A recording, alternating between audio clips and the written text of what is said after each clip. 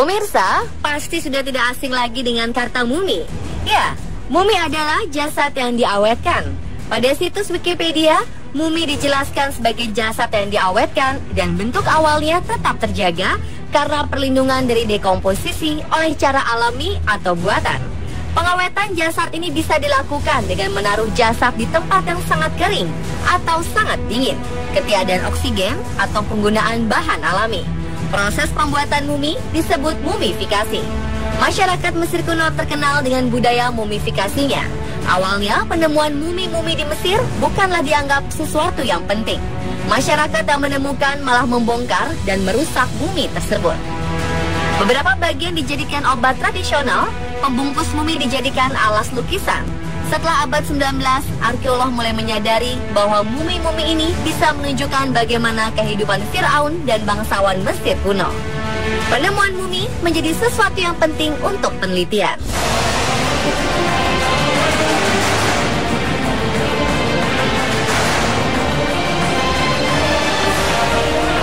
Penemuan mumi dari Mesir kuno yang terkenal adalah mumi Hatshepsut dan mumi Tutankhamun. Mumi Hatshepsut ditemukan oleh Howard Carter. Howard memimpin penelitian di Egypt's Valley of the King tahun 1902 dan menemukan peti mumi yang hanya berisi satu potongan gigi. Namun kelompok arkeolog ini kemudian menemukan dua peti tidak jauh dari peti pertama dan menemukan mumi perawat ratu dan ratu sendiri.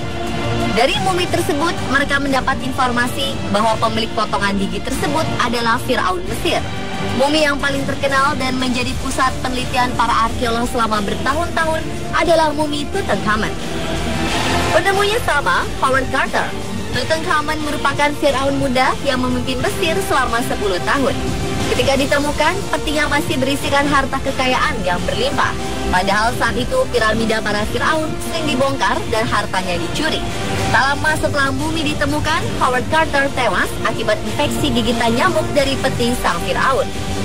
Masyarakat kemudian percaya bahwa mumi Tutankhamun menyimpan kutukan. Selain mumi-mumi ini, ada juga beberapa penemuan mumi di berbagai belahan dunia. Yang menarik, mumi-mumi ini tercipta secara alami tanpa dilakukan ritual mumifikasi yang sengaja dilakukan seperti pada mumi Firaun Mesir kuno. Ice Maiden atau perawan es merupakan penemuan mumi yang paling bagus kualitasnya. Mumi ini hidup sekitar 500 tahun yang lalu. Mumi ini ditemukan pada tahun 1999 di daerah yang sangat dingin. Ketika ditemukan, Ice Maiden terlihat seperti terlelap saja. Di sebelahnya ada seorang anak kecil juga yang ikut menjadi mumi dengan keadaan yang sama.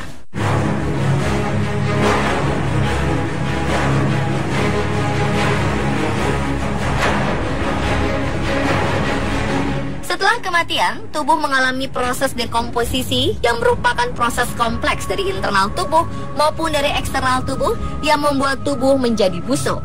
Proses ini berlangsung 4 menit setelah kematian. Ketika sel tubuh kekurangan oksigen dan karbon dioksida dalam darah, pH darah menurun. Sisa metabolisme akhirnya meracuni dan merusak sel. Lama-kelamaan, tubuh akan membusuk. Jika jasad dikubur di tanah, tubuh yang membusuk akan menyatu seperti tanah. Dari penemuan-penemuan mumi yang sebelumnya disebutkan, ternyata proses dekomposisi tubuh yang sudah meninggal bisa dihambat dengan mumifikasi. Secara harafiah, mumifikasi berasal dari kata mumi yang diambil dari bahasa Persia mum yang berarti lilit. Pada catatan sejarah Yunani kuno, bangsa Persia membuat penghormatan kepada para bangsawannya dengan mengawetkan jasad mereka. Pengawetan ini menggunakan bahan lilin berwarna coklat, kadang disertai bercak warna putih, hijau, atau hitam. Mumifikasi bisa terjadi secara alami dan buatan. Pembuatan mumi paling terkenal berasal dari kebudayaan Mesir kuno. Bagi bangsa Mesir kuno, kematian merupakan awal dari perjalanan abadi seseorang. Mereka percaya bahwa arwah seseorang akan musnah jika tidak bisa kembali ke tubuh sebelumnya. Karena itulah masyarakat Mesir kuno melakukan mumifikasi.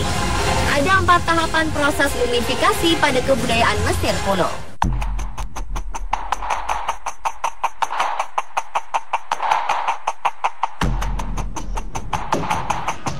Tahapan pertama meliputi penyucian jasad yang baru meninggal.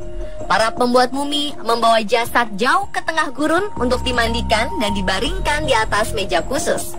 Pada tahapan ini, para pendeta mengeluarkan otak dari jasad karena dianggap tidak penting. Ada alat pengait yang dimasukkan dari hidung ke otak untuk mengaduk otak sehingga menjadi encer dan hancur. Tahapan kedua, setelah menghancurkan otak, para pendeta juga menyayat tubuh dan mengeluarkan organ-organ dalam tubuh yang sudah meninggal. Hati, perut, usus, dan paru-paru diangkat dan disimpan dalam sebuah belangga kanopi.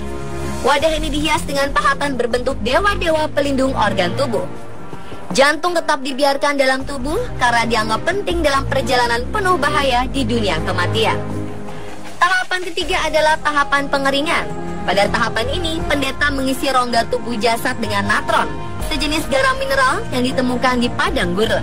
Natron berfungsi untuk menyerap semua kelembapan dalam tubuh. Selain itu, natron juga ditaburkan di atas jasad dan dibiarkan mengering hingga 40 hari, jika orang biasa hanya dibiarkan selama seminggu.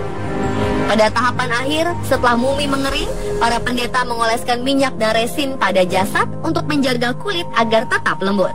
Kemudian jasad dibungkus kain berlapis-lapis. Setiap lapisan kain juga diolesi minyak dan resin. Para ilmuwan menemukan bahwa minyak dan resin inilah yang membuat kain pelapis mumi tidak membusuk karena sifatnya melawan bakteri. Setelah selesai, pendeta memasukkan mantra-mantra sebagai pelindung akhir untuk menghantarkan arwah yang sudah meninggal ke alam baka. Mantra ini juga dipercaya sebagai pelindung arwah ketika di alam baka.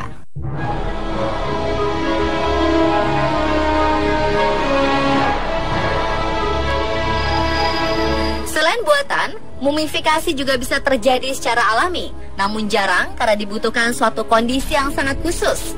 Seperti contoh kasus sebelumnya, mumifikasi alami umumnya terjadi pada darah kelembapan yang rendah, sirkulasi udara yang baik, dan suhu ekstrim sangat hangat atau sangat dingin.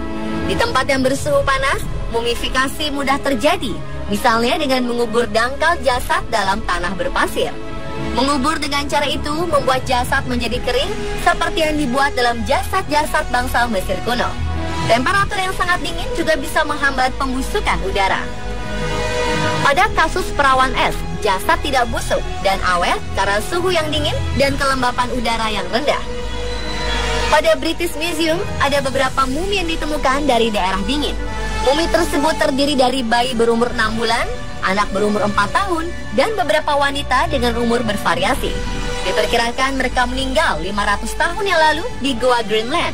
Tubuh mereka mengalami mumifikasi akibat aliran udara kering dalam goa dan suhu di bawah 0 derajat Celcius. Pemirsa, itulah penjelasan tentang mumifikasi yang terjadi secara alami dan buatan di beberapa tempat di dunia.